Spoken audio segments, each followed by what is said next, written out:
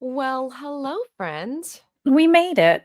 We did it. We got here. Did we? How did we make it? I don't know. I have no idea. My name is Tara, I'm Natalie. and we are making a movie. And this is a podcast about us making our very first feature film, which turns out is really hard to do, especially when you decide to make a podcast in the middle of making the movie. It has Yeah. a whole layer of to do and homework. But I will say the trick we did to ourselves of giving ourselves the bandwidth and the time to learn the things that we need to learn about making said movie, it's working because I feel Yeah. like I'm learning a lot right now. I don't know if I'm retaining any of it, but I am learning. I guess that means I'm not learning. I am. It's like a subway station in there. Information goes in one ear and then just like stops for a minute and then goes out the other side full of other shit. It's taken things with it. Like that went down a really weird rabbit hole. I'm here for it, but my face, you can't see my face in the podcast, but my face just went to full shock mode of Mm-hmm. Before we get rolling today, I just want to say, if you are out there watching live on YouTube, we have a mechanism for which you can help support the movie. The super chats that we get on YouTube, all are going to go to helping us make the movie happen. If you are listening to this later and you want to help us make this movie, but you're like, I'm just going to give them $5, great. We'll take it on PayPal. We have links for PayPal. You can send us any amount. No amount is too small. We'll take it, put it into our little account, and we're using all those funds to help make this movie happen. Also, before we get rolling, some little bit of housekeeping we need to cover. We have been going back and forth on whether or not to do this, and we pulled the trigger on yes. We have got a Facebook and an Instagram up and running for Turns Out the movie itself. We don't often give our short films, their own Instagram account. We have the reason why that maybe someday we'll dive into in a separate episode entirely. But for this one, for a feature film, we're doing its own Facebook and Turns Out. So if you have not already, go and follow that. If you want to follow along on the behind the scenes pictures and the posts we have about the festivals we're in. If you want to see what we're up to on the regular, that's a great place. I actually one of these days, I think we should dive into why we did it and also why we did Facebook, because I think that information is really helpful to people, because it was a thorough thought process. It's a debate. We're really good about debating where we're going to put our efforts. We're good. We're good. We know we only have so much efforts. Yeah, well, it's because we in our younger years together, we just burned up our energy doing things, and we learned like we only have so much energy. We only have so many hours in a day, and we'd rather do everything mostly well than do a lot of things really half-assed, because we were in danger of doing that. Okay, today we are still in development, Natalie. I hate it.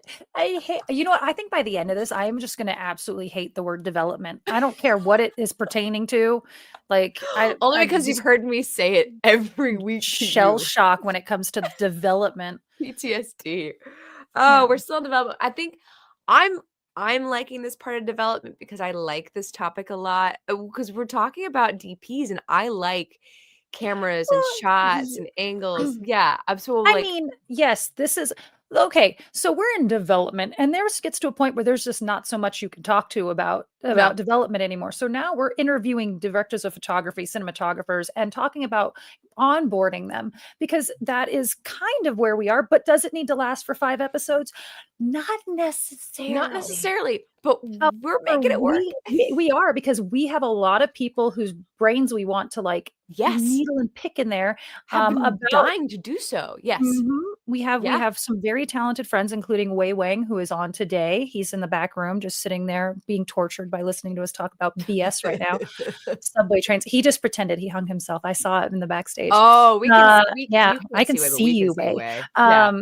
But no, we have Way. We would love to interview him next week. We got Brandon Cox on, who we've been wanting to pick his brain. We've got two Mhm. directors. We're going to three directors and another DP. So Right. we're gonna milk this section for Oh, all it's yeah. worth, and maybe after that we'll have actual movement in the development world. Well, this thing I'm realizing, like, I'm enjoying this part of it because I do like talking about cinematography and camera and frames and stuff. I was watching a movie last week and my brain, because we're talking about it so much, my brain is thinking more about like, oh yeah, like this movie wants this kind of a shot and a frame and stuff. So now Mhm. an understanding of like what I'm looking for. I didn't have that before. I was like, just point the camera and like make it go record way.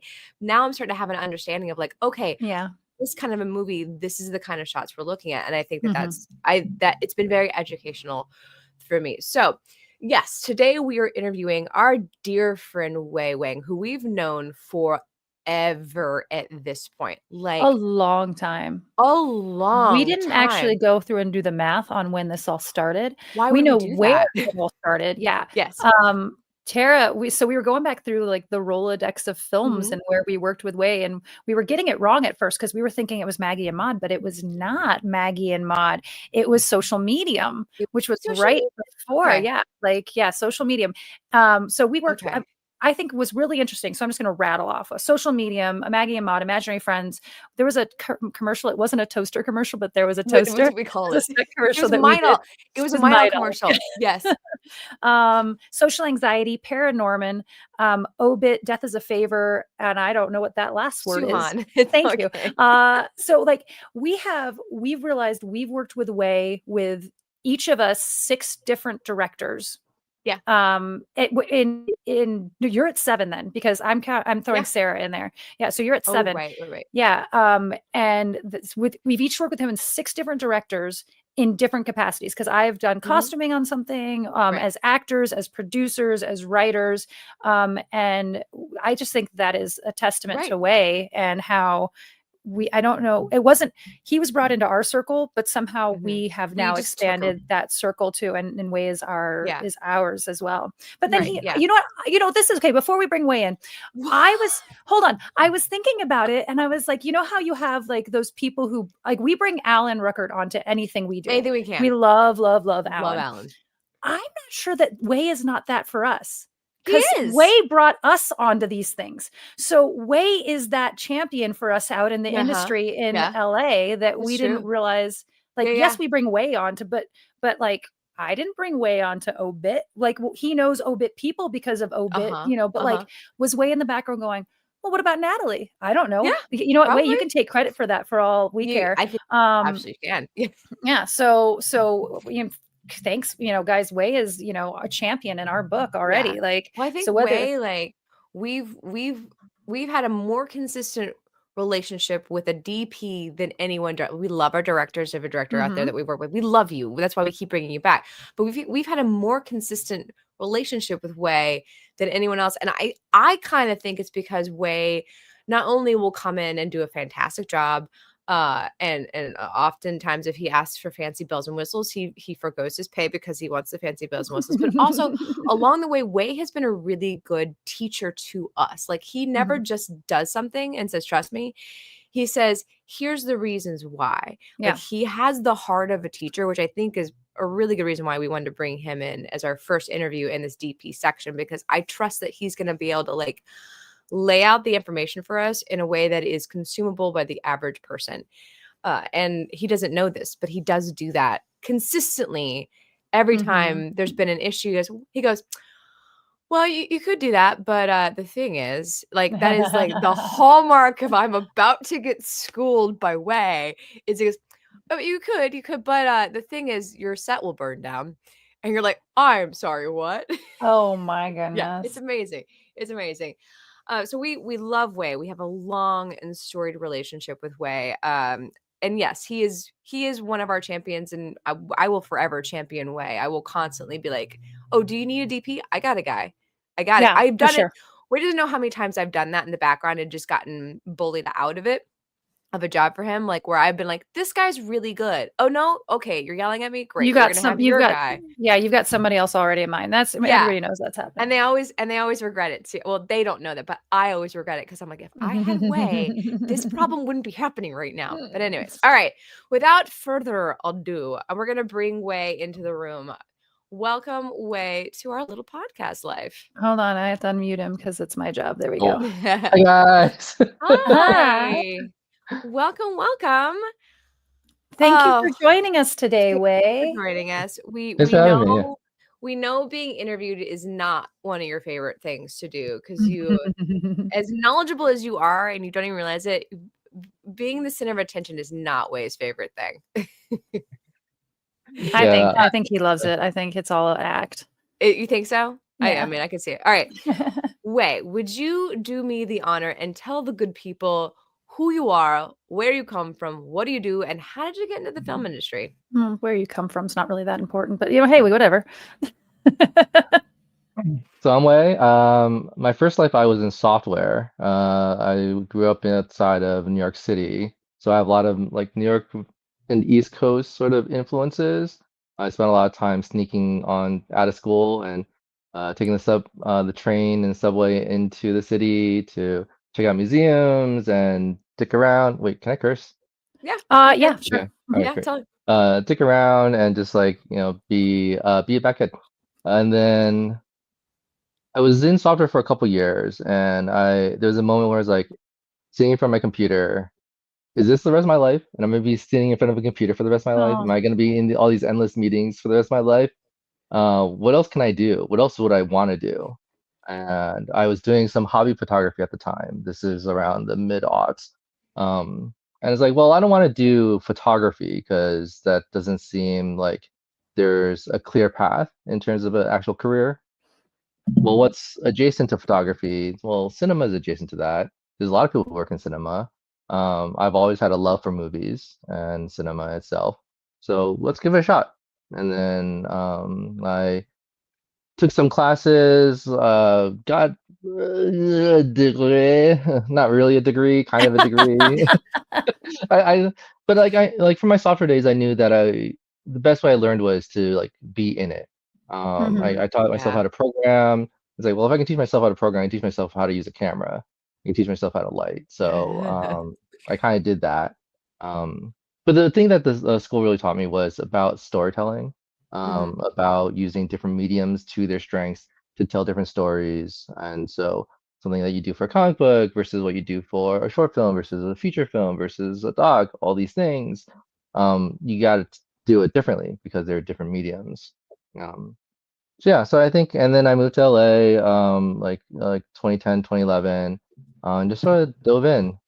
Started as a camera assistant and realized that I was way out of my depth and like all the stuff that I thought I knew and what I had thought I learned uh, didn't really matter because there was so much more to learn. Mhm. Um, and that just reinforced the my ideas of like throwing myself in there and just learning, like failing, testing, trying and just yeah, figuring things out. So wait, you moved in 20 or you were in 2010 you were doing stuff. 2013 is when we did social medium, right? That feels right. The We number. did 20, no, we did 2014. Maggie and Mod before social media. Did Uh, That's we? what I we thought. did. Yeah. Yeah, it was the crafting one and Yeah. Yeah. Yeah. Oh, Yeah. yeah, I thought they were Okay. the it other was one way of the early around. ones. Yeah, Yeah, I was so and confused. I was like, because that's how I got you. Was like, oh well, we'll So bring I the gotcha. guy. That's how, we'll bring in Mitch's because Mitch is the one who was like, oh, I got a Oh. guy.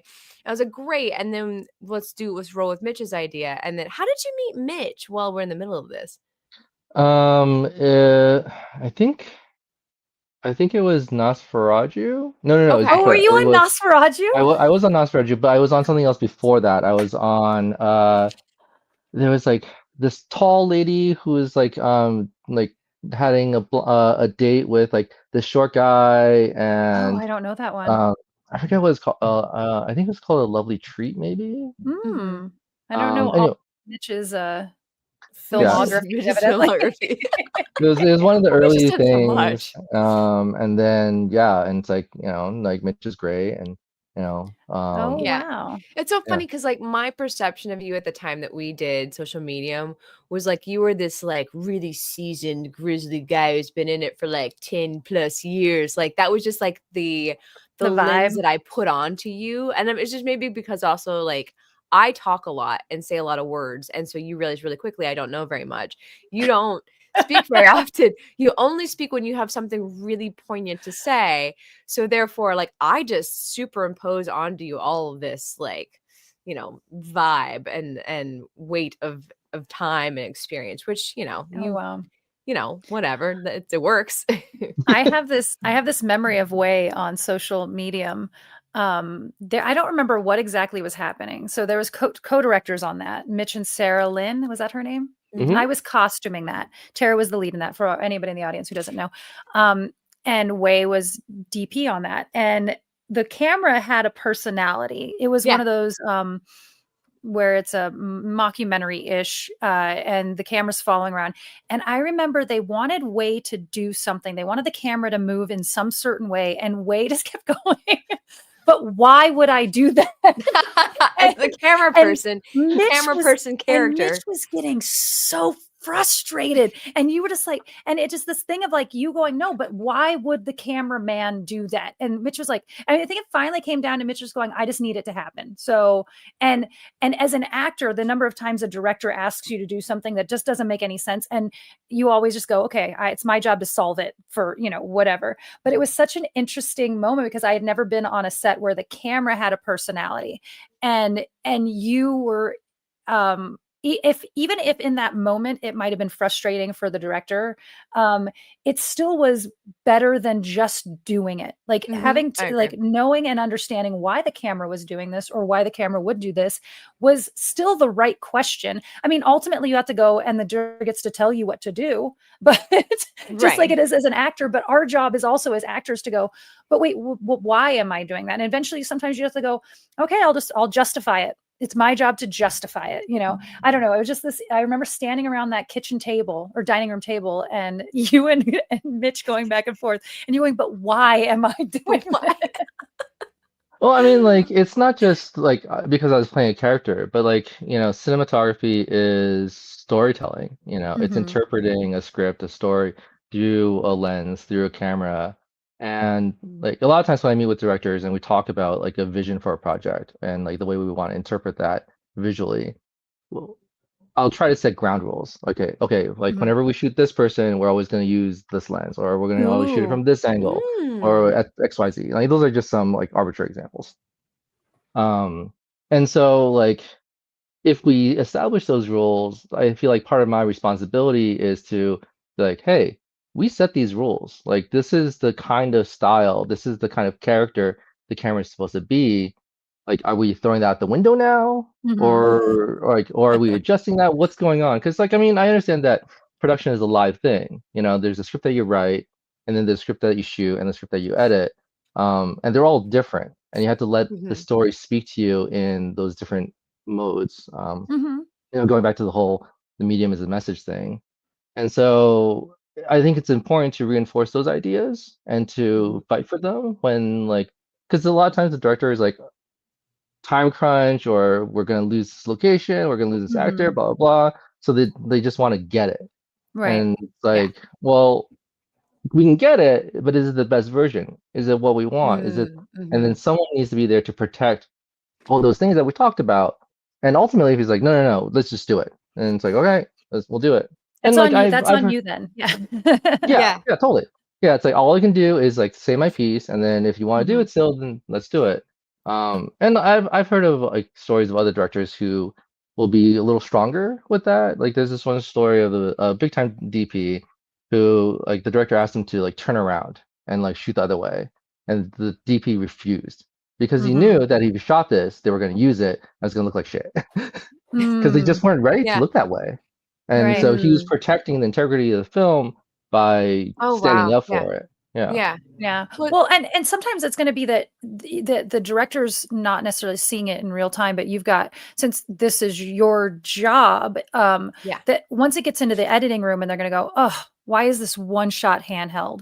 Like, if we would, Right. that we Right. Yeah, every other shot exactly. we have of this human, Yeah. which again can be okay. We like to Yeah. talk about Totally. Downton Abbey and the upstairs, downstairs, and how that was shot differently. Like, everything upstairs is very, it's on sticks. It's all going to be very structured, and everything downstairs is chaotic and it's moving and it's all handheld. But I bet you there were shots that were upstairs that were handheld, and you have to justify those moments, even though Mhm. you had those rules. There's the, yeah, but right here, we want this to feel chaotic for the first time, or whatever it is that you're trying to Yeah.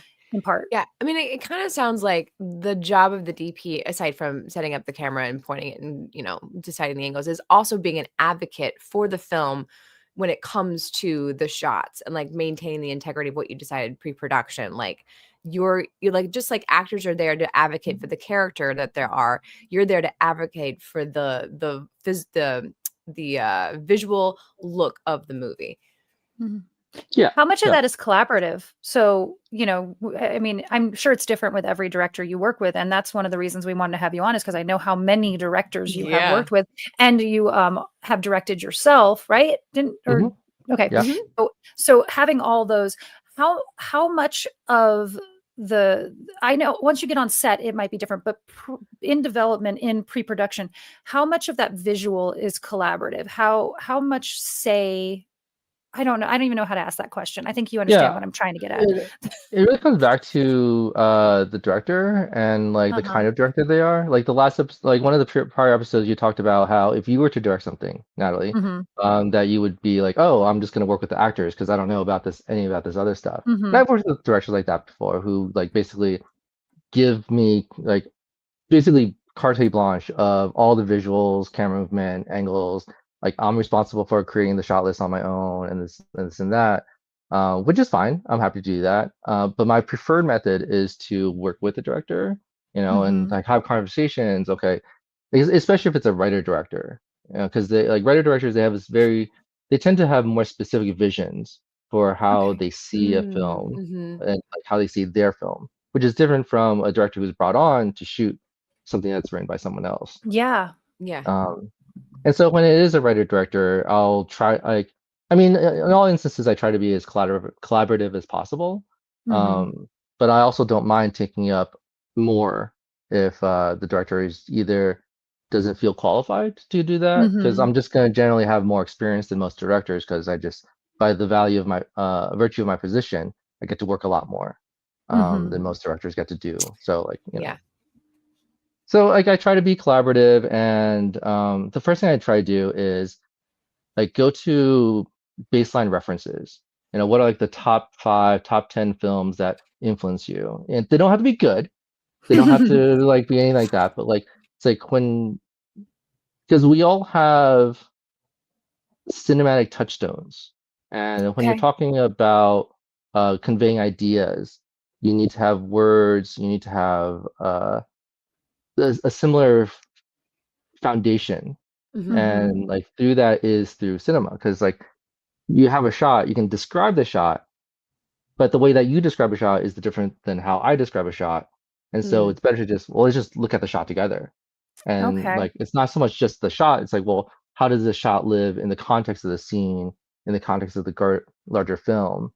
Mhm. And so if I sort of understand your favorite films, how they've influenced you, then I could watch those films and we could say, oh, when they did this in Blade Runner or when they did this in Breaking Yeah. Bad, then we have this language that we can use to talk about not just the script, but also the individual scene and like these moments that are happening. Mm. I That's like that. fun. Yeah. In our research, we have been like trying to, and I feel like we did a pretty good job sussing this out, but we were trying to figure out what the difference between a cinematographer and a director of photography is, because we see the words banded about real loose all the time. But we had this question when we were researching, what is, well, is it this, isn't it the same thing? Like what is the difference? Yeah, there's definitely an overlap. I think the main difference is the cinema aspect, the storytelling. And not all DPs are storytellers. Like Oh. I lit this, so there's my key light. Here's my hair light, backlight. I lit this, and it's like, okay, I might be telling a story of like how there's this window here and blah blah blah, or I could just be photographing, you know. Mhm. And Okay. so I think there's a nuance there, and I think like some could say that this is cinema. I wouldn't consider that the cinema. I was just like, oh, we're shooting a thing, so I'm gonna make me look as good as I can. So if I want to control my contrast, okay, I can just spin this down a bit.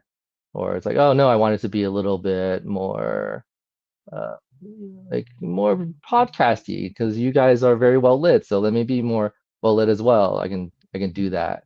Yeah. Um, yeah. Oh, I like I wanna say that. that when we were setting up, Wei was laboring over this a little Oh, bit, and he was. he was like, "Do you want more contrast?" And both of us are like, "I don't know." Like, "I Wait, I don't don't know." know. I don't know, Way. And then the only words we could say were, "No, it looks a little moody. I like it." Like Well, I mean, like that's like contrast does control mood. So a lot of times, like things that are very dramatic tend to be very high contrast, and things that tend to be more lighthearted tend to have lower contrast. So you look at like a sitcom, for example. There's very few shadows in a sitcom. There you can see like everything versus Mhm. something super dramatic, like you may barely see the background. Someone may Right. be like barely lit, and that heightens the drama. We did for the first time, I think on the last thing we filmed by ourselves. We were like, "Wait a minute." It was the first time that we acknowledged that because everything we Mhm. were lighting was like this. We were just using ring Yeah. lights and which was fine because we were making sketch comedy. But when Right. we did If Alexa Were a Man, I think was the first time that we tried to use like a fill and a key. And, Uh-huh. and I was like, Yeah. and I had no idea what we were doing, but it Yeah. was Oh, like, no, no. yeah. Actually, maybe this year, Oh this yeah. this very silly song parody that Natalie wrote that we decided to shoot as cabaret style. That was Mhm. when you really got in there and like teaching yourselves lighting for Well, real because you wanted the stark like I lights and stuff. It was fun. I will say, yes, that one, I will caveat that with I was just trying to mimic a look. It was not Yeah. that was still that wasn't about like, "Oh, I'm trying to create a mood." It was, Hmm. but it was Yeah. mimicking a mood. Yeah. Whereas with the If Alexa Were a Man one, I was actually trying to make it not look flat. Like everything else, that flat comedy, I was like, "Oh, no, I wanted actually to have a different feel than the Hmm. flat comedy." Anyway, that's a sidebar for That's another just a fun podcast. it's a fun sidebar. That's an off-camera conversation we'll have with way later. Um, okay, so where we're at right now with the making our own feature film, we're very much in the sitting and waiting game. But also everything that we have been reading on the internet on what we can be doing right now, what we're supposed to be doing right now. One of the big things that has come up is that getting the DP on board, and we part of us understands that and the whys, and also part of us is like, well, why now? Like, we don't have money yet. We've got some money, we got a locked script, we got our directors, but like, what But are we they don't going to have be dates. doing? We're not in pre-production. We're at the very No. tail end of development. Why on earth would we be bringing a DP in right now? And you might tell us you shouldn't. Well, I think it depends on the kind of DP you're bringing on. Like someone like me who like often ends up almost working as a producer because of my experience. There's a lot of Mhm. value in bringing me on early. Like, I work with a lot of my director friends and they'll bring me on in the script level. They'll have a first draft, they'll send it to me for notes. That's not something that all DPs will do. And I so, don't and want I way notes on my script. No, I don't want. I mean, I'm sure they're very good. I don't They're want good, them. and they're going to make me work harder, and I don't like it. But I mean, like, I think that's the benefit of my position. I can offer ideas and offer notes and have none of the responsibility. It's like this is what I think. If you want to do something with that, that's on you. Yeah, Um, yeah. and that's just I mean that I'm right. It's just like, I have a certain perspective and I have certain ideas about things. And so I can share them without any of the responsibility of like, oh, well, it's going to cost this much more, or oh, now it's going to add this many days, or oh, Mhm, we're going to have to get this many more people. Things that may not be privy to in terms of the limitations of the Mhm, project. mhm, mhm. Um, mhm. and so I think like if you're talking about a low budget independent film, especially with people who aren't necessarily super experienced with that budget level, it makes sense to bring in someone who is experienced in those levels to give Mhm. advice and to be like, well, when I did this, or like, oh, when we shot on this location, or like when we went here for these incentives, these are sort of the things that happened. And even if it Yeah. wasn't necessarily exactly the same, like, I shot in Atlanta for incentives. I've never shot in North Carolina or Kentucky, but I also know that they have incentives, and I know there's Mm. some overlap in terms of the restrictions and requirements for those incentives to happen. So I can bring those ideas that like those lessons I learned in Atlanta to Mm. Kentucky if we were doing Mhm. that. Um, So would you say it's bringing someone on in development at this or at this stage or just right before pre-production that it would be dependent on the collaborative effort that you want between your director, DP, producer, and then also just the level of experience for both sides. If you just want someone who's going to come on and be just a DP, not a cinematographer, who's just going to point and shoot and do what you want, you can bring them on the week before your shoot then. yeah, yeah. I So mean, I guess, like that happens all the time, though. yeah. For various reasons. Like Mhm. the famous one was Kubrick when he was brought on. I think it was a week before Spartacus was going to principal photography. Oh, wow. And Wow. for a director to be brought on at like at that stage and to like Mhm. be able to make a film like that, I mean, that's just really just Kubrick is a genius. So, um, Yeah. but I mean We've that happens where it's like someone yeah. has to be brought in for various reasons. Mhm. And What's the what it, shortest amount of time you've had before filming? What's the uh have you, like, day of? for I have done day of things, but Okay. anything of that had like any real merit was probably a couple of weeks. Mhm. I've done the day of things like, hey, are you available tonight? Are you available like Yeah. tomorrow? The craziest Mhm. story was like, oh, I forget what year it was, but it was right before Christmas, like maybe like 4 days before Christmas, and this guy calls me and is like, hey, are you available to go to Nigeria. And this is like, so it would be fly out, shoot for 4 days, deliver 4 music videos, and then I would fly back Christmas Day. Oh, wow. Um, and Whoa. then yeah, it was insane. And in retrospect, I probably should have said no because there was other things like I had to FedEx overnight my passport to Atlanta to get Oh. the visa, and then Oh. I had to pick up my passport in Atlanta in order to fly to Oh, Nigeria. And wow. so I got into the plane at LAX, and I was like, "Hey, just so you guys know, I don't have my passport. I have a connecting flight in Atlanta where I'm supposed to pick up my passport to Nigeria. Oh. Is that going to be a problem?" And then all the LAX agents like, "Oh, no, no, you're gonna be fine. You're gonna be fine. It'll be fine." I get to Atlanta, and like, if you ever been worked in Atlanta or been to Atlanta, things are a little bit slower in I Yeah. Atlanta. bet. Yeah. Oh, yeah, Mhm. So I'm yeah. at the Yeah. gate and I'm like, hey, so I have a connecting. I was supposed to check in. I just got my passport, and like the lady was like, oh, blah, blah, blah, blah, blah, it's fine. And then she like finally looks at the terminal, and like she gets super serious, and she just starts typing away. She starts picking up the phone. I'm like, ooh, Oh. I guess this was an issue. Oh, Oh no. my um, goodness. but ultimately it ended up being fine. Like I squeaked in. I think we had like maybe 2 or 3 minutes to spare before like because for international flights, if you're not checked in by a certain time before boarding starts, you just can't. Oh, okay, okay, So yeah. I just squeak in. Wow. Wow. Oh, that's a lot. And then go and be your And then go best work. creative self. Yeah. Now go Mhm. work. Yeah. Now be Yeah. Yeah. creative.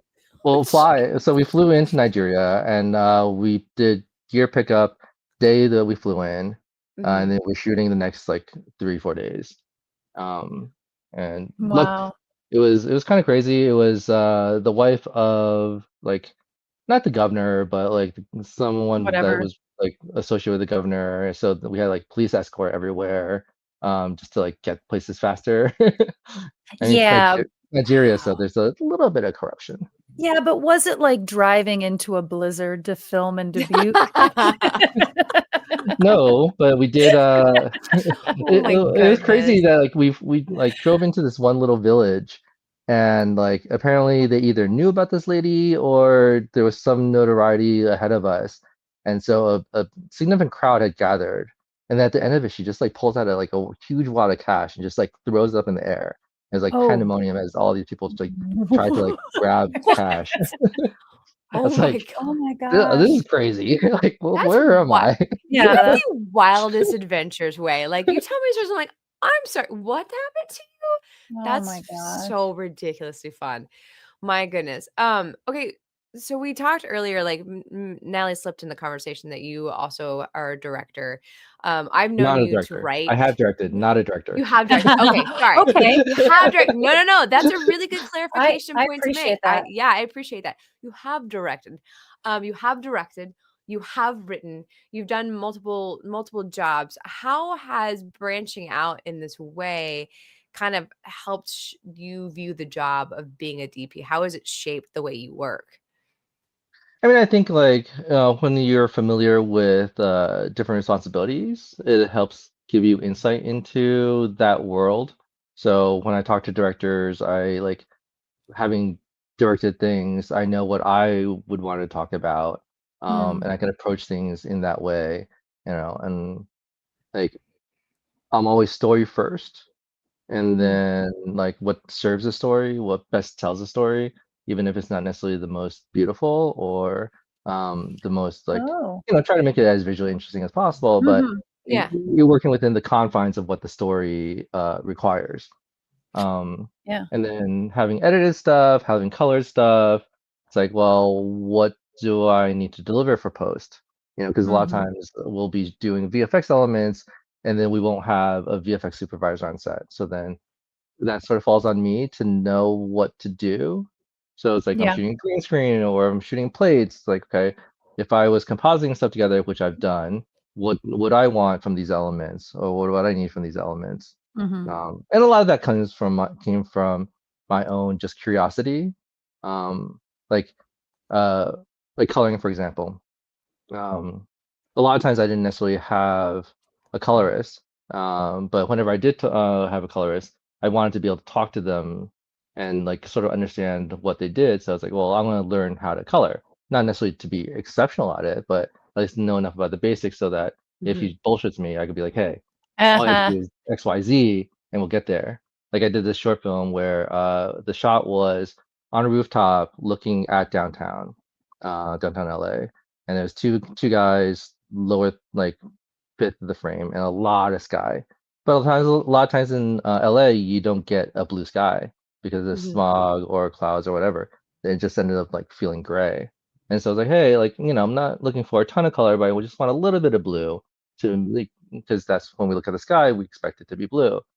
And the guy, like, short film, probably not getting paid a ton for this work, like, well, it'd be like, well, if you just pulled a qualifier and then added a, gradient key, blah blah blah, we can get there. Why don't we give that a shot? And he's like, yeah, we could do that, and it was fine. Oh, yeah. You know, Yeah. We recently did a short film where the sound editor was the person who's going to be editing the sound was also our on-set sound. And I just want that for the rest of my life because that person now is not cutting any corners like, oh, we can fix that in post or whatever, because he Mhm. knows Oh it's my him gosh. who's going to have to fix it in post. And I think Mhm. and just even if it is that you just do that, even if it's not going to be your responsibility on this particular project, having knowing what it takes to fix that thing Mhm. or to solve for or to it changes how you do film in the moment. And I want always Oh, for yeah. someone who has edited to be on my set at, like having your editor. I don't necessarily think you need to have your editor there. I think that's a glorious thing that Yeah. can happen, but not everyone can afford that. Right. But if your cinematographer also edits, they know, or your writer also edits, they know how to write that, and your director has edited before. Something, Like, something. Yeah. those things Yeah. change dramatically what you are willing to compromise on set and Mhm. what you are Yeah. willing, I mean, Absolutely. in both directions. You go, yeah, but we actually can do that in post, and I know how to do that in post. You know. Yeah. I will Yeah, say, I think. Oh, go sorry. ahead. Go ahead. No, go ahead. No, you're the guest. Go. So I mean I do think like filmmaking has gone to the point where, especially with like in like digital cinema, where it is about the entire pipeline, Hmm. from, and like, Yeah. so like talking about bringing a DP on early, it's like, well, why don't productions do that more if they don't? To have someone there who can collaborate on the visuals, bring on an editor early to collaborate Mhm. on the editing aspect. So you're talking about a cohesive, holistic like piece, Mm. and it's like, obviously under the purview of the director or producers, because they all have ideas. But to have all the brains together, all the creative ideas together at the beginning and talking Mhm. about it, so then you're not on set and thinking like, oh, what if we did this for this transition? Or what if we Hmm. did this for this cut, whatever. It's like you've already thought about that because you already brought your editor on early on and you've already talked through all those things. Obviously, Mhm. like these things aren't necessarily set in stone if you're depending on the kind of project you're doing, sometimes it has to be. But the hope is that you do enough prep, you thought through enough things so that when you get there, you either execute it and yeah, it works great, or it's like, well, this isn't quite working, but we thought about all Mhm. these other things. Let's try some of these other options that we talked Yeah. about like months ago. Yeah. I Absolutely. mean, it sounds like it behooves you to, if you can, if it's possible, bringing in that DP early just helps with that visual lexicon, establishing that super early, building that relationship early so that when you do, especially the smaller budget you are, the less time you're gonna have on set to figure it out. So the more time you have in the run up to the project, to actually being on set and filming, the better off you're gonna be because we've been working on this for a while. We have a couple different game plans.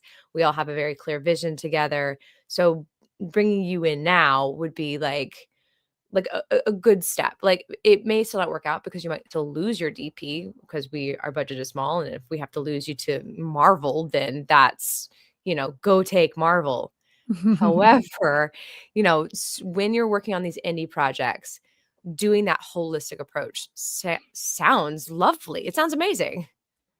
Yeah, and I think that's part of the benefit of being independent versus like a Yeah. studio. Like you can do that kind of thing. Like I did a short film last January, and one of the things that we wanted specifically out of it was to give the actors a lot of freedom to do a lot of takes, to play, to like explore different performances that may or may not make the cut, Mhm. but like things that you don't often see on a traditional set just because you don't have the time for it. Like we want to give that day, like let's not necessarily find it, but let's explore and let's play. Let's like, let's do the things that we don't have the time to do because we just never had a chance to do it otherwise. And I Mhm. think it because of that, like, and that ethos trickled down not just in production but also into the edit as well.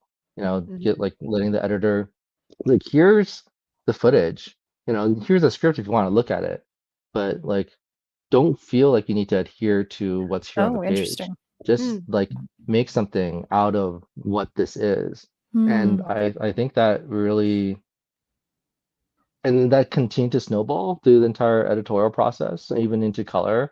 When I was working with the colorist, like, hey, like this is my initial intentions, but you also have a brain. What do you think? What do you like? It's like Mm. spend a week, 2 weeks, play with this like footage, and like we'll can like do something interesting with this. Mm. Because like there's no stakes here. Like we just want to play, have a good time, and be creative. Which you can only do on smaller budget things. Mhm. Yeah, Well, yeah. Mm. in some ways, No, because in other ways, no money to ask for that. But if people get to play, yeah, they might want to work on that project as opposed to like just yeah. being a monkey who puts the color on the Make people. it Right. brighter, make it cleaner. Well, I Yeah. mean, like Yeah, that's a problem with higher budgets. Like the larger your budget, there is a larger pressure to break even. Mm. When you're doing like a yeah. short film for like 5, 10, 15, 20K, whatever, okay, once you get up there, like the money starts becoming non-trivial. When you're talking about like 400K, Yeah. 800K, $1 million, like okay, for like there's very few people where $1 million is trivial. Um, And none And of them so are in this room. so like when the stakes get to that point, then I mean you see this all the time with the studios. When the stakes get like that high, when your budget's like 300 million, it's like it has to make its money. Yeah. And Mhm. Yeah. so the choices become safer. They're Yeah. pulling their punches. Yeah. Mhm. They're taking less risks. Yeah, and God, like that's so they can true. be Yeah. they can be fine, but Yeah. like would they have been better if the budgets were a quarter, half, three quarters? Mhm. I don't Yeah. know. Yeah, you always think money is gonna be the answer to all of your problems, and while having more money is great, it's like that study that they always find that, like, happiness, maxes out at a certain dollar sign, and then after that, it doesn't really have as much of an incremental effect on your film, and I bet you there's a similar breaking point with movies where, like, having X amount of money is really helpful, but once you hit a certain point, now it just gets stressful because now you have to worry about playing it safe and Mm. paying people back and all of those other problems that you have. And even One then, at those big budgets, like the money doesn't solve all the problems. right. And there's always like, oh, we want to do this, and like, well, that's gonna cost it. And like even at like those levels, there's choices that have to be made. Like even like Cameron has to like make some choices based on finances. Yeah. Yeah. But something else that you and I have talked about off screen that I really am excited for you to elaborate on. Wait, why should a director not be their own DP? You mentioned this in passing, and I want to know the answer now. Yeah, I think, I mean, obviously directors can be. You have a handful of examples like Kubrick, who ends up being their own DP to some degree. Soderbergh is another classic example. But I think the value, even if you're capable of being your own DP, is like you having another brain. Having Mhm. someone to bounce your ideas off of, someone to collaborate with, because there's this synthesis that happens when you have like two brains that are on the same page, where like this idea is good, this idea is good. When you put the two ideas together, it becomes great. Mm. Yeah. And and I really learned this when Paul Thomas Anderson, like was his own DP for Phantom Thread. And you look at his films when he doesn't have Ellsworth and when he does, like his films are very different. Not necessarily bad, but Mhm. there's Mm. like Yeah. There Will Be Blood and like Magnolia and Punch and Glove. They're also different from Phantom Thread. Not necessarily in Yeah. a Mm. like Phantom Thread is bad way, but like I really like There Will Be Blood. Oh, yeah. I mean, I really like this yeah. in real life. But it kinda goes back to what you were saying, that the DP is there to advocate for the film through the lens of the lenses, and without that person whose only job is to advocate for the film in that way, you potentially lose out on having a really well thought out, carved out space for the DP, and so maybe as a director, it's a little too many hats. Too Well, many hats. I've said the same thing. I don't think you should direct yourself. I think it Yeah, works sometimes, but I also think that you get much better performances when there's another pair of eyes just agreed. giving you that one little thing that you weren't thinking about. You can be the best actor in the world, you can be the best director in the world, but if you are trying to do both, you there's not that pair of eyes that even just says something about like don't turn your head at that moment. It looks better if you're staring at the camera for this line. And Mhm. you just lose these little tiny things that all add up to great. And we've seen it again, just because we've seen it work doesn't mean one that it could have been better. Like imagine some of these that we think, oh, they did phenomenal. And you go, but what if there was a director there who was actually giving them that little bit of that? But also, it's a lightning strikes sometimes, and sometimes that's editing. Sometimes that's not that Yeah. you necessarily were as good as you could have been with a director DP combo or a director actor combo. Yeah, I think that that one more pair of eyes is for me Yeah, always the thing. I'm like, you I just think so need too. another collaborative brain there to tell you when, and you can collaborate, but just maybe it would have been better if someone else was looking in. I don't know. Yeah, I think you like your point about attention is really important too. Like I usually have a team. I mean, could I light it myself? Yeah. Could I pull my own focus? Yeah. But like when I have to do all those things and also maintain composition and maintain the integrity of the Mm-hmm. It's a story, lot. like Yeah. like your attention is split so much that like Mm-hmm. everything is gonna suffer a little bit. Versus when I Mhm. Yeah. have a gaffer, I have a first AC, I have all these things that like I don't have to think about. I can Right. solely focus on the story that we're telling. It is different. I worked on a super, super low budget thing recently, and the director of it was also DPing, and he at one point in time was really trying to get this camera movement to work, and it was, we did this entire scene that was all about this camera movement and me landing in this spot and this, but the acting, I didn't get a single acting note through that entire process. And he actually even apologized afterwards. He was like, I'm sorry, I'm not giving you the acting attention that I want to be giving you. And I was like, I've done this with Tara and I enough that Oh God. I'm often used to not having a director. Yeah. I guarantee you that whatever happened there would have been slightly better if he would have been able to say, be a little bit more anxious in that moment, or whatever the note would have been. But you do what you got to do. I mean, Yeah. I would 100% rather make the movie than wait for perfect. Yes. So Absolutely. in all regards, so you do what you got to do at the end of the day. But if you Mhm. can have that other pair of hands, who is your pulling focus, who is your first AC, who is your whatever Right. the thing may be. Yeah, yeah, whenever you can fill out those positions, do because it helps. It helps. Mhm. So at this point, the point that we're at, and like we're getting our little materials ready. What is it that we ideally should be approaching a DP with for to get them on board with our project? I mean, I think it's for me, it's the director and the script. Um, Okay. the script has to be good enough, and no, I mean, because it comes down to the director's vision of what that's gonna be. Because there's certain because you can read an exceptional script, but if the director doesn't have vision for it, then it's not going Mhm. to translate. Likewise, good director can elevate like a mediocre script, Mhm. Mhm. based on the ideas in terms of execution. Because the way that you read it, it's like, okay, this is very sort of like boilerplate. This is like this story has been told before. The director wants to tell it in a different, more interesting way. It's like, ooh, I'm excited about that. I want to do that. Because from a cinema standpoint, it's about like doing things that haven't been done before. And it's about doing Mm, things in a different way. Telling it from a slightly different approach to a slightly different angle. Because otherwise, you're just doing the same thing, Mhm. making the And same then yeah. you movie. better be getting paid. Yeah. Yeah, well, I mean, you hope Like to. you'll do the sitcom, like boilerplate Right. sitcom, but someone better be paying you Yeah. boilerplate sitcom Well, money, because I oh, guess you're not getting to be creative. yeah, we had this conversation when it came down to casting about like if you're trying to get a name, give them a role that's something that they're not getting asked to do a million times already. So I would assume in the DP world is give the DP something fun that they get to sink their teeth into it and that they don't normally get to do. So it's not just just hold the camera here and hit record. It's more like, hey, we're gonna make some art. Want to do some art?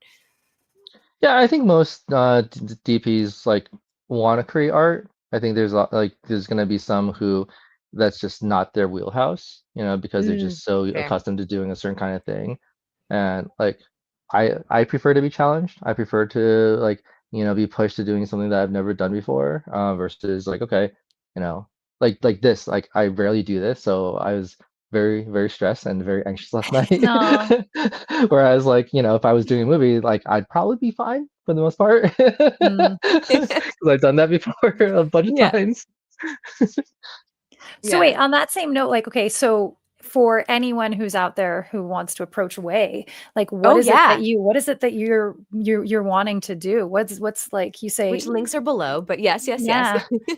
Like, what is it that Um, you haven't done specifically or broadly that you want to do? I mean, I love science fiction, so I'd love to Okay. do something like Alien, Blade Runner-esque, where Yeah. it's like you get a chance to do something like different with the lighting, like building it into Mm, sets and um using it to like that's different from what you normally see in your everyday because of how Yeah. spaceships and stuff are constructed. Um, but beyond that, ultimately, it's just really interesting, dramatic, something that a story that needs to be told.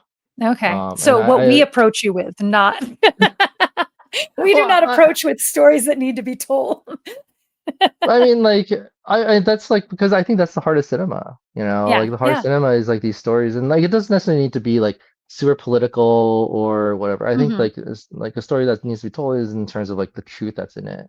You Mm, know, either it's been like telling it in a different way or something for a new era, you know, and like I always think back to Raging Bull, and it's like it wasn't recognized at the time, but since then it was has been recognized, and it's like I think that's like there's so much truth in that film, and there's so much things that mm, that film does. Um, yeah, and like I don't think everyone knows going into it that it was going to become so seminal. mhm. Like I remember I went to this like AC breakfast, and there's ACDP talking about like how he made it, and he's like, "Oh, I was doing this, and I did this, and then I did Star Wars." And everyone laughed. But like, you know, and he's like, no, no, it's like when we were doing Star Wars, no one knew yeah. what it was gonna be. No one knew it was gonna be this cultural Yeah. phenomena. Mhm. And it's like, you know, you hope to be a part of those sort of things, like these Right. like touchstones.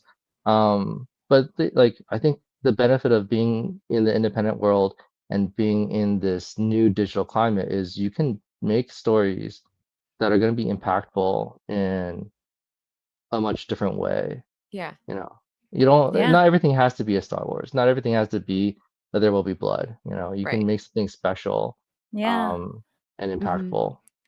And Yeah. that's ultimately what I want to be a part of. Well, Justin and I are working on a short sci-fi thriller, so we'll call you up. Yeah, I was I like, have Minority anytime I it's have a Minority sci-fi, I'm feeling. Report is hiring Way. yeah. I've already Yeah. decided that. All right, I got my one last question. We're going a little over because I wanna ask this one. What do you wish directors and filmmakers in general would stop doing? What's Do you your have a what's your advice do you you got a have? pet peeve you gotta Yeah, or start doing? Hmm. or start doing. Yeah, Like a that thing works. that we don't do right when we approach you. I mean, like We're all perfect. that's really that. No, it's not. It's not. It's like I mean, like everyone's process is different. Yeah. You know, and it's really hard to say like, oh, like this process is wrong, you know. It's like Mhm. Mhm. because I don't think that's how artists and like how creative work gets done. I think everyone has their own process, and I think it's important to honor that process. And uh, I think like I think what I but if we're talking more broadly, you know, I think I want to see more directors take more risks. I want to see them like so much is just like and not just risk in terms of like, oh, this is never done before and just for that sake. Risk in terms of storytelling, risk in terms of technique, risk in terms of subject matter, and like almost being dangerous and almost experimental. I just don't like I think that's more of a product of Western cinema more than anything Mm. else. I think Mm. you look at like Korean cinema or anywhere else that has a little more like they I don't want to say culture, but like in those worlds, like you look at Korean cinema, they're doing things that are different. And that may be a product of it being like, you know, Korean cinema versus Western cinema. Or it may just be their values. Like I can't really say for sure. And I'm sure there are Western filmmakers who are taking risks, but I want to see more, especially in the studio system, especially Yeah. in Mm. like Well, Mhm. the Yeah, like mass market system. Like it's yeah. just, yeah, you know, It's not happening at all in the mass market system. no, I yeah. mean, no, you have to have you have to be an absolute name with an absolute name attached with an absolute yeah, like yeah. Well, like it you goes could back to almost that more yeah. money issue. Yeah, once you Yeah. got Yeah. all that money wrapped up, now everyone gets real concerned about making a profit, and so you Mhm. stop taking the risks. Yeah. Yeah. Yeah. Are amazing. Wow. Wei, thank you so much for joining Thank you us. I appreciate it so guys. much. Yeah. I know you're not the most social media savvy guy, but he is on Instagram. We do have links for that. So if you want to hire an amazing DP that you're gonna just you'll never regret hiring Wei. Hire Wei. Wei is incredible. Mhm. Wei, Especially I if you hope you got get some a million sci-fi offers. going on. Yeah, Yeah. yeah, yeah. I knowing that now, I can't wait to bring you on for a sci-fi project because that's those are my faves. All right, guys, that is a wrap on Way. Thank you, Way. Thank you guys. Thank you, Way. Yay. I Oh, and go love Dodgers. Way. And go Dodgers! Oh, man, I as exactly as amazing as I thought it was gonna be. I love talking with Way about the industry and the business and his Honestly, perspective. yeah, we started talking away and we have all these Q&A things going here, and I was like, "I don't know if we're gonna do this." Like, Yeah, I was, I was like, like, ditching "We're just that gonna one, ditching chat," that one. because Yeah, because we're just gonna yeah, chat about this has gone in a different direction. We yeah. did come back, but it was Keep I was like, "We yeah. could just keep talking film instead." Oh, Love him, for love sure. him. Way is forever, forever not gotten a solid, well thought out opinion about most things. And he and I talked Mhm, about before the show that there's a good chance that we'll bring Way back to talk about things like crewing up on on location because he's done that before, different mhm. things. So we may be seeing Way again.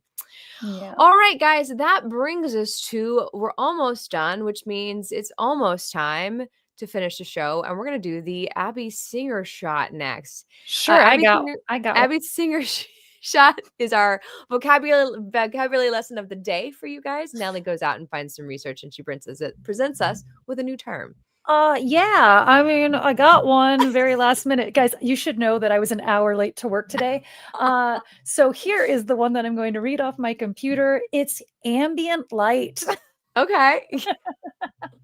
which I think we know what Which this means, honestly we do, but like let's define it because I thought like I knew what it a is. DP was, and I'm still learning a lot. So go for it. So it's natural light, that pre-existing light in a location before any additional light is added. Ambient light is typically it's soft. I think that says that, but I think that's kind of BS because if you're standing out in the blazing sun, that's ambient light, and that's not soft at all. But exists around a subject and the scene. So the reason this came up recently was the last project that I worked on. They had challenged themselves to one of their parameters on their film was they were only allowed to use ambient light, and that meant Oh. any light that pre-existed in the location as well. So the overhead lights or the, your lamps in the room, but you're not allowed to bring in anything else. And Way was showing us what ambient light is not earlier in when he was setting up his lighting. He's like, "Here, this is a window." I was like, "It's not an actual window. You made a fake window over on the side." Like, so my ring light is definitely not Not ambient light. ambient. But I think that is actually like the distinction is interesting because my brain always assumes ambient light means soft, but that's not actually really the definition. It's I whatever think is if it's already interior, it's existing. almost probably going to be, but Yeah, if you're right, but you're right. outside, If you're in the desert, that's the ambient light for the desert. It just it's isn't very what bright my and brain in has decided the definition is. But you're right. That's like, see, again, here's a definition we thought we knew the answer to. I was like, yeah, yeah, ambient light. Like, no, no, no. The actual literal definition of yeah, ambient light is the it blazing says sun in the desert. it says the sun, the moon, etc. Like, I don't know what, hold on. What's your etc.? What other sources What of is Sarah? there What is is only happening? sun, there is only There is moon. only moon. Somebody's going, "No, you don't understand ambient light at all." Okay. Oh my goodness. Amazing, amazing.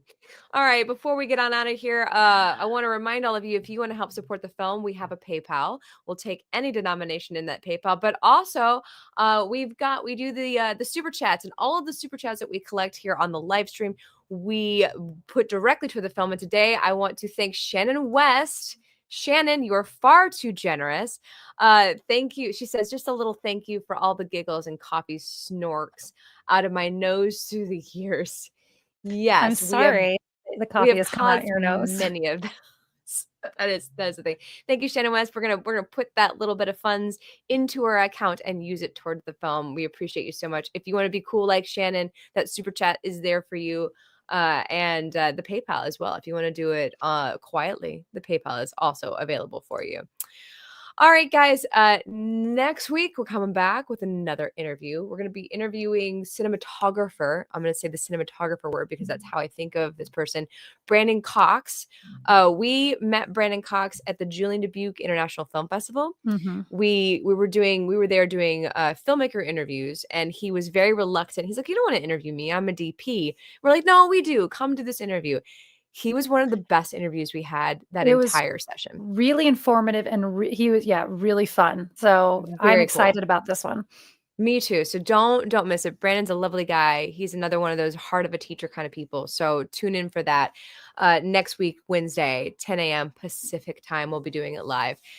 All right, guys, if you are watching this live on YouTube and you're thinking to yourself, man, the audio is kind of okay, but it could be so much better. And I'd love to be able to do my dishes right now instead of having to look at them. That's possible because we put this show out as a podcast every week within about 24 to 48 hours after we go live. So if you're not there already, go listen to the podcast there.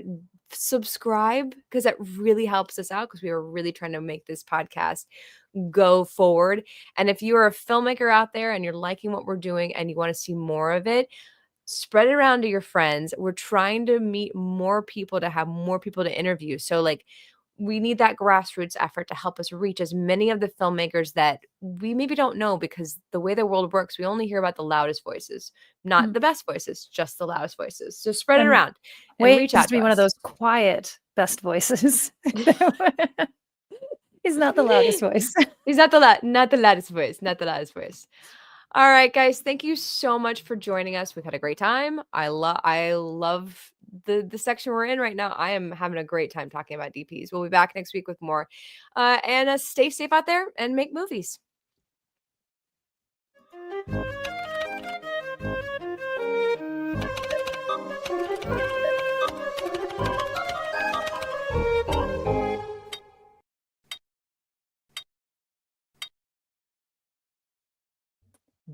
Ta-da! Oh, we Another one made it. in the books. We almost didn't make Oh, it to this oh, show.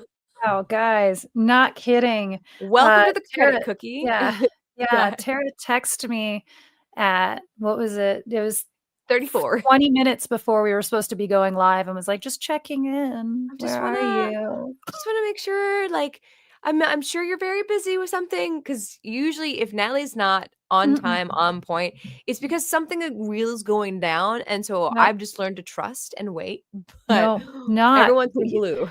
The real going on was my brain just had no idea what time it was. Like it Yeah. thought it was just not doing. Justin was like, "It's time math is hard." I was like, "It was not time math. That was just a brain fart. I had Yeah. a big old brain fart." Honestly, I think it's because you and I have just been doing so freaking much, and Yeah. our brains are so muddled that normal functions are just a little bit Mhm. harder these days. It's like having mom brain, but, like, filmmaker Yeah. brain. Yeah, my clock has been off, so Yeah. I didn't wake up until 9:30, which Oh, that's was late for you. that's very late for me. Yeah, I that's should very have late been for in the you. makeup chair already, and I Well, didn't. it I is just similar to laid you. in bed Yeah. doing other things. Yeah. Yeah, I did the same. I did practically the same thing. I, like, woke up at 7 AM. I was like, "Oh, it's 7. Look at me go." I was like, "Okay, what time do I need to actually be up? Because I wanna get more sleep today." I was like, "Okay, the show's at 10. You don't have to be up till 9." That is not how It's this not how it works. works, not how it No, works. because Tara has to No. get to her desk by 9:15 at the latest Mhm. to start setting up all of the buttons and levers and pushies to Yeah, go. I'm supposed to be setting up the camera at 10, and Mhm. I didn't sit down into the makeup chair, at my vanity, Right there. until 10:15. Yeah. So and was just like, Yeah. "I'm getting ready now." Yeah, yeah. I Well, don't it's know funny what because like, was happening. I logged in late. Usually if we're doing an interview, you and I meet at 9:15. I get on at 9 to start the levers and pushies. And then so I'm like, "Oh, shoot, I'm running late for me." But so the 15 minutes of you not being there gave me the 15 minutes I needed to do my stuff Yeah. before Way got so it worked out It's fine. amazing we remember to inhale, guys. Oh. It's been a wild freaking year, an absolute wild year. Uh, Today we're gonna get some news. yeah, we'll find Today out at how we noon at noon Pacific time, we'll find out how we finished in Page International, for the which, script. I don't think we're gonna win the grand old prize. No. There's a chance that we place within our category, Yeah, yeah. Mm, I would be surprised, but also it would make sense to place in our category. To win the grand prize, like, that just seems yeah, that would be no, there's no yeah, yeah, but we'll find out today at noon, which is really exciting.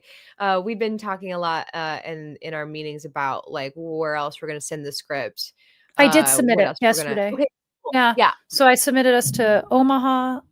There's a George Lindsay film festival in Alabama, which is where we're hoping to do a good chunk of our filming. Mhm. So we're submitting to festivals in Alabama now just to maybe meet more crew and filmmakers, which Alabama you don't people. often at festivals anyway, get to meet the Yeah. crew, but like just, getting on the radar out there. Yeah. And we also submitted to Sedona, which Yeah. is that's a bit of a stretch for this script.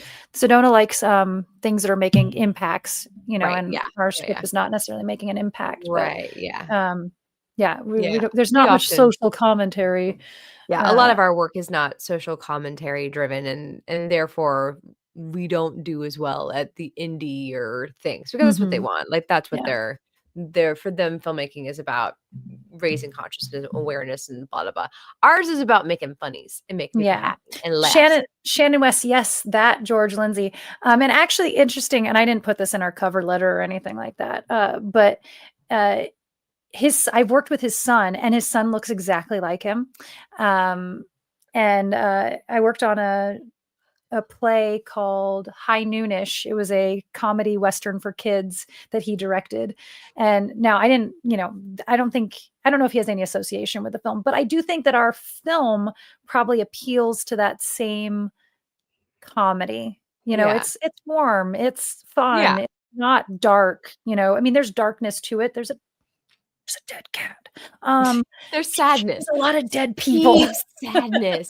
A lot of people are dead, but it's the comedic light side of the death of the apocalypse. Yeah, I mean, yeah, you could, Gilligan's Island could have been a very, very dark show, but it didn't have to be like like Definitely could. Treasure That is Island.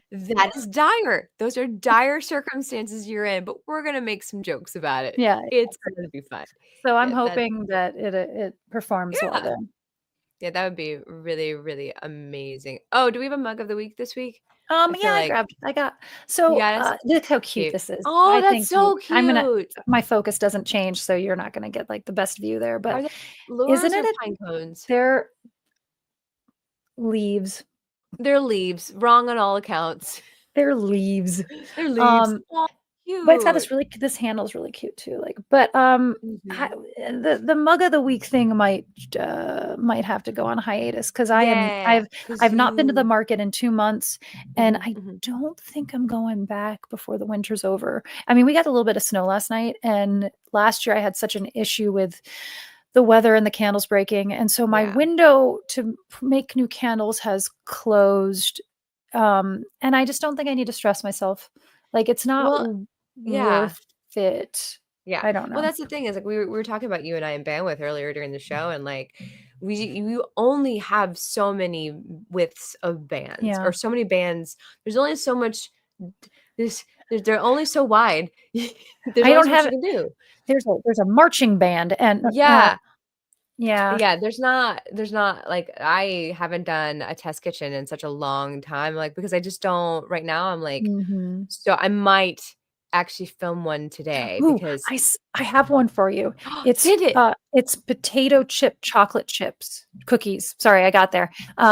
It it's putting Sit potato chips in chocolate chip cookies, Oh, that's fun. right? Today I was like, I have this stuff on hand and I was like, I can't a pizza hot dog. I'm like, that sounds Oh, really yeah, fun. And yeah. like I've thought of it like if that's a short one that is not going to require me explaining you how to make a pizza hot dog.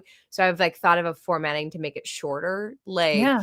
yeah, Well, because that's what I just want someone to make these cookies and tell me if they're worth making. yeah. So, because it Oh yeah, sounds yeah. yummy. That's what I want to do. Yeah, I like the shorter ones that I can just kind of not have to do as much on the back end editing and not have to do a voiceover because I cannot tell you how hard Mhm. it is to emotionally plug in a mic and do a voiceover. Why I do not know. Why is that so hard to plug a Yeah. mic in and do a voiceover? Emotionally, I cannot do it some days. Right. I Yeah. just I d- the That's me magic. in watching an edit. I have that Oh same, like, I God, just yeah. cannot bring myself to I watch an edit. understand starting an edit. Like I had your notes and I had some time on Sunday and I didn't want to tell you this because I didn't want you to know. I had some time on Sunday, but emotionally making myself sit down and open Mhm. that file was the hardest fight of my life. It Yeah, I was don't like know I what was it is. crawling out of quicksand. I don't know. I Yeah. don't know. I think since you and I did it for so long, and the magic of what you and I did was that we had each other, which made us do things we didn't wanna do, and so we made the And show every yeah, week. and there was a timeline, like, that you did have just Yeah. like, right now, the lack of The timeline lack of is timeline yeah, it's makes like, yeah. yeah, there's no one else really relying on me for test kitchen, like, sorta us because I do put them up to help us keep Yeah, the the lights channel alive, yeah. on the channel. However, now that the clips are doing well, I'm like, now it's even harder to, like, make myself Yeah. sit down in my kitchen and light myself. I David don't wanna. David asked how I'm enjoying my new ringtone. So David sent this, as an audio file. I don't know if you guys have seen, there's a clip of are they llamas? Are they goats? I don't even They're remember the now. llamas. Are they No, they're cows? not. I don't even remember what the animal is. Yeah. It's irrelevant. Running up to a fence and someone has over them dubbed this thing of them going, "Hey, it's Natalie. Natalie, is that Natalie?" Like, and I laugh so hard every time. It's been sent to me a million times. I think the first time came across it, it was organic. Like, I Mhm. just like opened this thing up and was laughing hysterically. But people send it to me just randomly. I don't know how long this thing has been out there. Anyway, David sent it to me with the audio file being pulled. And it said, "Here's your new ringtone." Now, David, that is not going to be my new ringtone. That is not. First of all, I don't even know what my ringtone is anymore because I my don't phone know is on either. silent at Yeah. all times. Yeah, yeah. And if I'm in a situation where my ringtone is on, it's not gonna be that. But it Natalie, does hey, make me Natalie. laugh. "Hey, it's Natalie. Oh, guys, it's Natalie." It does soften the See, blow of anybody calling you but 'cause that needs to be Tara's ringtone for me. So when I call, Oh. it's like, "Hey, it's Natalie." Yeah, right now yours is like some random, like, early Apple Yeah, seaside ringtone. It's been that for it was a Fratelli song for a bit there, and for some reason, it went back to this super old yeah. Apple I Yeah. I think, Tara, yours might still be I used to have specific ringtones for different people. Yeah, Justin's was "Ain't No Rest for the Wicked." I think it still is because we used to play Borderlands all the time, and that was the opening right. song. Tara's was "Big Rock Candy Mountain," Yeah, that's right. um, from from "Oh Brother, Where Art Thou?" I Mhm, think it yeah, still is. "When the big rock Big candy Candy Mountain. mountain." Yeah, I mean to, like, give people different ringtones, so because so often my phone rings a lot, Yeah. and a lot of the phone calls I get are from the boat phone Mhm. line, and Yeah. they're robots, it's not people, Yeah. and they'll ring, like, twice and then hang up. It's really Mhm. annoying. So I am so bad about answering the boat phone because Yeah. I get them so often. So, like, having ringtones that let Yeah. me know, like, to pay attention is Well, really that's helpful. how it started, is everybody who I knew would I'd Mhm. put them in a group, like, my family had one ringtone, and it was all in a group. I don't even know if you can Yeah, still do that on these, but this was a while ago, and so it was like everyone I knew, I had to have a specific one for my agent. Brett, I think, right. is still, Not Everybody Wants to Rule the World. What's the Oh, song? the curtain song? Yeah, the curtain song, the Um, Journey. the It's it song that you yeah. always will play before he Yeah, lifts the whatever curtain. that is, that's Yeah, Brett's, our but, warning like sound, yeah. but honestly, my phone is on vibrate Silent, and not on yeah, like, constantly. I don't have my ringtone on ever, Yeah. so I don't even have it and on vibrate. It's just it's silent. yeah, well, and it's for the best because the world would get murdered Yeah. if my phone was constantly going chime, chime, chime, It just chime, changed chime, chime. sounds for, like, Instagram, and so I have, like, like you, I've got, like, 5 Instagram accounts, and right now Yeah, one of the Instagram accounts is is hitting, is getting is through. colle The notifications are it's on? getting through, the No. notifications Yeah. are on, and my phone and the account is starting to gain followers and stuff, Mhm. and so it just goes bing, Well, bing, and bang, right, constantly. no, and mine is even the vibration will start to drive me nuts, like, so if I get into a group Yeah. text, everyone knows not to put me into a group Oh, text. no, don't put Natalie M in a group most don't, text. because if my phone go over in the corner, I will murder you. Like, that's the quickest way for me to not be your friend is to put me Is in a to group put you in a text. group text. Don't Like, ever put Nelly in a I will I never. People will start them, and I will not respond in them, like, I yeah, just won't for I your own sake. it honestly just makes me it just puts me in a bad mood, and now I associate that bad mood with you. Yeah, So just don't. you. It's a good Yeah, idea just not to. don't do it. Don't do it. That's just a piece of advice. If you are friends with Natalie, don't do it. So Don't way do it. back in 98, 99, 97, when I was still in high school, I used to, and this is when you were first doing the 8-bit ringtones and you could get your own. Pink Panther was when I was Jeopardy, no, Mhm. Pink Panther and um, So when you uh, would Go program them Gadget. in. Yeah, you could go. Yeah, Those were the two. The Inspector Gadget were the two that I yeah. programmed at home. But my computer, I used to have my computer done, and I would change it all the time. Like it was, I Mm. would every time I got a message. I've used we were just randomly coding back then. I don't even know Oh, how yeah, we were how the doing hell we all were figuring out. But like my computer, when every time I got a message, and AOL used to do the the you've got mail. Mine was never the you got mail. It was Monty Python, Holy Grail, message for you, sir. Like every time that would go off, I had every single sound effect programmed in my computer for something different. Not that I don't want now. I don't want any noise, but I used to be that guy. I used to be Yeah. that guy. Yeah, mine Yeah. still says the mail is still, the old you've got mail. Like, I'll Yeah. I'll never Now take it's it off. fun. Yeah, now it's Yeah, fun to have the old I'll one. never take Yeah. it off. But I Yeah, didn't ever use that one, so, I changed my phone to all Mario Brothers one time, uh, and it was the background was a Mario Brother thing, and it was like the coin sound was a text. yeah. There's, like, different sounds for each thing, Yep. but I could not bring myself to change the "You've Got Mail" off. I was like, "I'm sorry, it's just not gonna be in theme because I cannot change this. I love it so much, and I don't wanna risk losing it because I've Right. had it for so long. I don't know where that is Where, anymore. how. Yeah. No, no idea." Well, see, I don't have the same nostalgia for the You Got Mail because I changed mine. Mine was always Yeah. not that. It was, Mm. message for you, sir. And then I think I had something else. Yeah, but it was like all the sound effects were Monty Python. It would be the ba Mm. like That's awesome. whenever I turned it on, it Yeah. was all Holy Grail sound effects. Yeah. And I don't even Amazing. know how I did that. Like, where did I find those? I don't know. Yeah. I know how to make ringtones now. I just Yeah. don't know how to make ringtones now. I It's a think process, and yeah. I don't have to relearn it every time, and I don't wanna I do it. I haven't done it since every time I get a brand new phone is when you have to relearn it. And then you're Yeah. like, I would Yeah. love to have an 8-bit ringtone again, though. I want 8-bit. I want that my Inspector Gadget 8-bit ringtone again. Although I would never hear it because my phone's on silent at all times. Yeah, also, you'd never hear it because your phone's on Yeah, silent. mm-mm. Very amazing. Alright, you and I need to get a wiggle on because Yeah, I'm I sure gotta your work first tonight. coming up. Oh, that's right, you do. So, yeah, we gotta get this audio up so that you can do your Mhm. homeworks. Thank you guys so much for joining us, for the Credit Cookie. It's always lovely to see you here. We'll be back next week, Credit Cookie as usual, and I hope you guys have a great and amazing middle of October day. Bye, guys. Bye, everybody. Bye-bye.